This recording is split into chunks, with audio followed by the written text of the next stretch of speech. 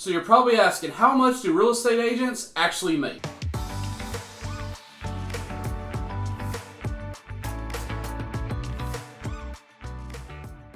Welcome back to another episode of Gulf Coast Investing, where we talk about all things investing right here on the Gulf Coast. My name is Casey, and I would love if you would like this video and hit the subscribe button to subscribe to this channel for more great content just like this. So today's video, I saw another recent video where somebody was talking about, how much real estate agents make and all this profit and all these posts and greedy and all this kind of stuff. So I wanted to make a video addressing how much real estate agents actually make. Number one, it's good for the public to know kind of some insight on how much they make, what you're looking for, all that kind of stuff. And number two, if you're thinking about going into real estate, it's a good idea to know your numbers before you actually make the commitment and get your license and go on. So the first thing would be actually getting your real estate license. So to become a real estate agent, you have to go through a class. Again, it's going to vary state to state. I think ours was 60 or 80 hours. I don't remember. It was about 7-8 years ago now that I took the license. You pass the class, then you have to take a pre-license test. Then you have to take the license test. Passed that the first time. I think you had to get a 70. I think passed it, and I was like about an 80 or so. You'll hear every agent say it almost has nothing to do with anything of real estate related day to day. It's just all types of facts and info and things like that you got to know.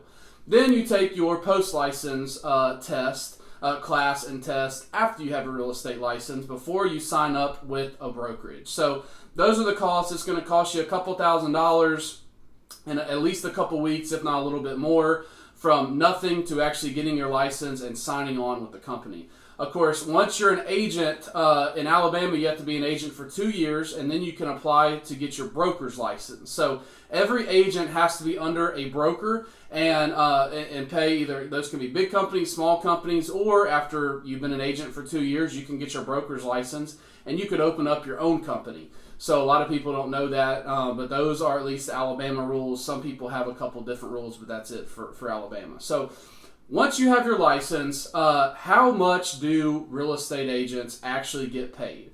So keep in mind, on a transaction, again, all these are round numbers. There is no, what's cool about real estate is there is no set commission. So we're not allowed legally or ethically to set a commission. Hey, you must charge 8% every time that you list a home or whatever. So there is no set set commissions or anything like that. That is up to the agent that is listing the home and the seller. So they have their own little negotiation. Hey, this is how much I'll offer my services up for, and then it goes from there. So keeping round numbers round, it could be anywhere from 5 to 6%. A lot of it is 5% that the seller is paying the listing agent to list the house. So a lot of people think, that's a huge chunk of money. So that's what we wanted to talk about today and break down those numbers. So if the agent is getting paid 5% of the home, half of that they get to keep. The other half, if a buyer has their own agent and that agent comes and writes up the contract, does negotiations and all that, at closing, through the MLS, the multiple listing service, the selling agent or the seller's agent has agreed to pay the buyer's agent half of their commission. Now, normally it could change by a little bit here and there, depending on marketing fees and all that. Again, that's kind of a negotiation between agents, but they're going to pay half of that 2.5% to the agent. So right there, that 5% immediately gets cut in half. And once that 2.5% gets cut in half, then that's just the start of the fees that start getting cut. So the next will be wherever that agent, whatever brokerage they're under, they have to pay the broker who is hanging their license. So these can look like a couple of different ways. Again, if you own your own business, then you're keeping more of 100% of the profits. Most companies fall into one or two models. I would say 80 to 90% of regular traditional agency is you have a big name brokerage that you're under. You may start out anywhere from 50% commission split to 80% commission split with the brokerage. So if you got paid $5,000, that check is written to your brokerage, and that broker is the one that pays you, not the closing office or the buyer or the seller. It's actually your brokerage that is paying the agent the money. So if that agent's due $5,000 and they're on a 50% split, well, the agent the brokerage is going to take another 50% right there. So that 5% got cut in half, and then it got cut in half again. Again, that could go from 50% all the way up to 80%.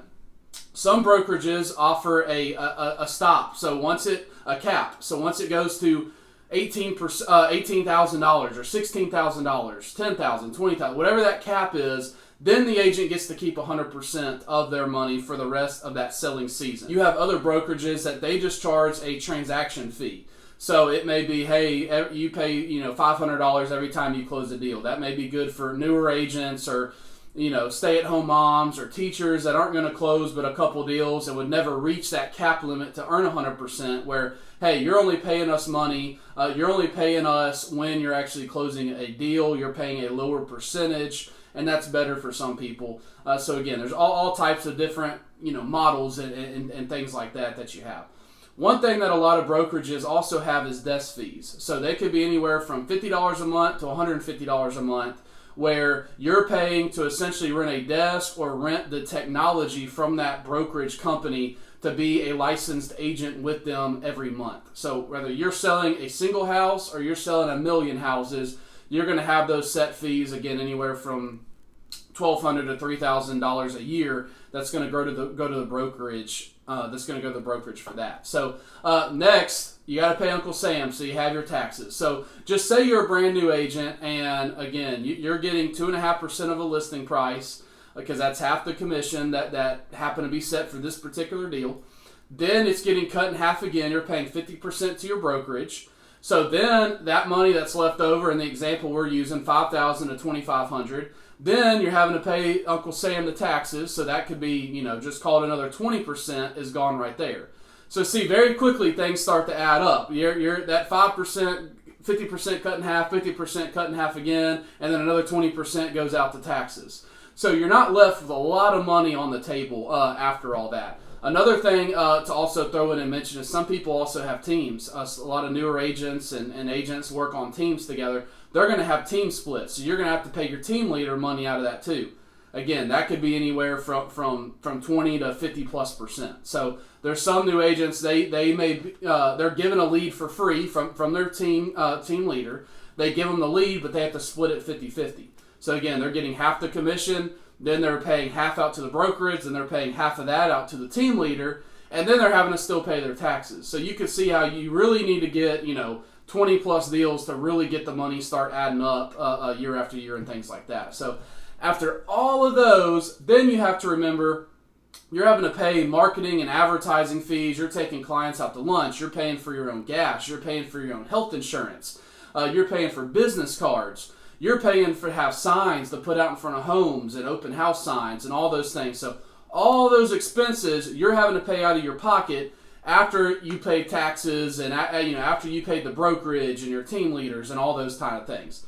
Good thing about that is obviously come tax time, if you're an independent employer. So if you're set up right, again, talk to your tax advisor, your accountant. I'm definitely not an accountant and don't trust me with numbers. So talk to them about that. But there's a way you can write off certain advertising and marketing fees and expenses, so you don't have to pay as much in taxes. But again, that money is still coming out of your pocket. Whether you're selling, whether you're selling a deal or not, you're paying those desk fees, you're paying those marketing expenses and all that. So then, of course, you have other yearly expenses. You have your errors and admissions. So that is an insurance that you are paying. So if you mess something up in a transaction, that insurance will come and help cover your back for part of the deal. You're having to pay for business license. You're having to pay, so a couple of those things that you're having to pay, every year, whether you're selling or not. You also have to pay into your MLS due, so the multiple listing service. You're having to pay for those fees and how to work that back end system and log in. Plus, you're having to pay for the area's association. So you're paying for the local, the state associations, real estate associations, and the National Association of Realtors. So NAR is National Association of Realtors, the Alabama State License Commission, and then also your local commission, which for us down here is Baldwin County Realtors, and then or Baldwin Realtors, and then for Birmingham is the BAR, Birmingham Association of Realtors.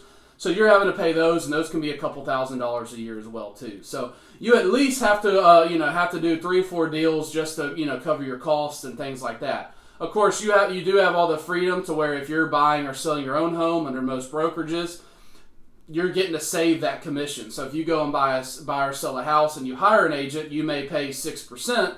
Well, now if you're just paying the agent that brings the buyer, you're only paying 3%. So there's awesome savings and tax savings and all those kind of things as well. But wanted to kind of answer some questions when it came to, agents, they must be making all this money. Yeah, and some are, especially once they get to the 5-10 year mark. But there's a reason why 90+% of agents fail after the first 2 years. And it's because you really have to hit a good volume of sales just to pay all the different fees and things like that, and to work out better structures and splits with your companies once you prove yourself.